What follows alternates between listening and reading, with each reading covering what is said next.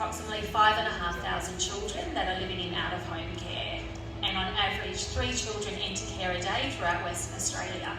So imagine you're 5 years old and somebody you've never met before comes to your school and tells you it's too unsafe for you to go home, and then you're suddenly taken off to foster care to stay with somebody that you've never met before, and likely with nothing but the clothes that you're actually wearing. So now all of a sudden you're reliant on this person for everything. The ability to be able to brush your teeth, brush your hair, have a clean pair of clothes to put on the next day, or a pair of pyjamas to go to sleep in at night. So that thought was what inspired Care Bag 6 years ago. So our aim is to ensure that every child who enters care in Western Australia receives a care bag, and in that care bag is all the essential items that they'll need to be able to manage the first few days that they're in out-of-home care, along with some comfort items. But also alongside of that, we're wanting to give them a message that they do matter, that they're important, and that their community cares.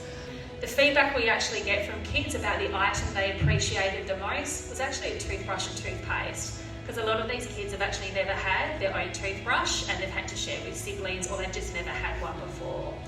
A worker gave a care bag to a 9-year-old boy, and he opened and he ran out of the room screaming, and she thought she triggered some of his trauma by what was in the bag. Then he comes back running in a few minutes later going, miss, I've never owned a pair of jocks before and I've now got jocks on.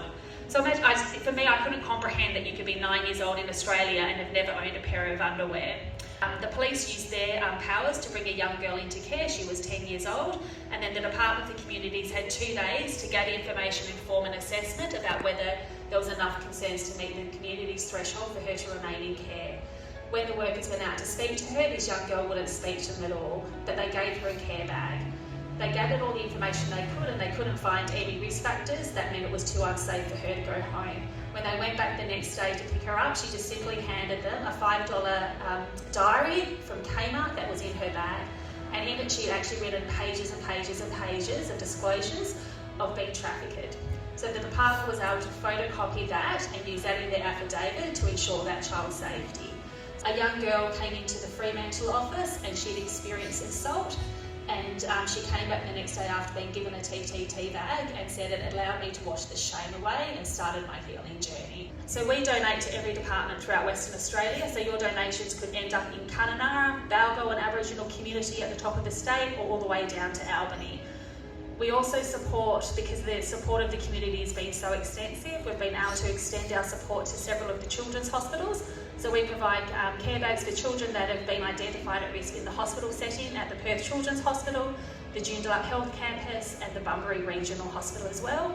And we also support St Pat's Giles, who provide the high-risk refuges for women and children escaping family domestic violence that operate from Perth all the way up to Yanchep.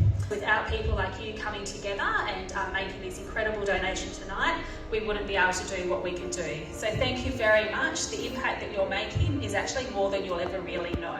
We have people from all different groups participating in this event, not just people who are here today.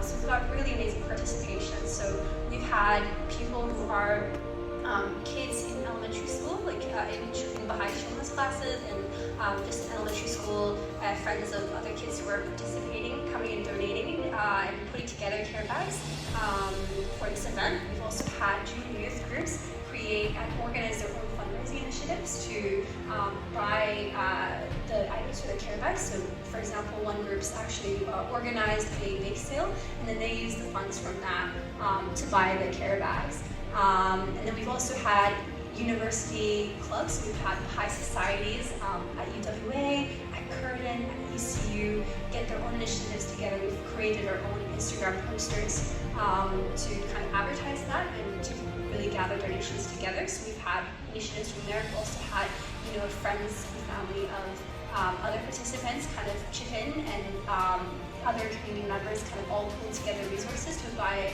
bags. So everyone's really gone through a lot of efforts to gather all the donations. Thank you so much everyone for coming. Really appreciate all your support and all of your help.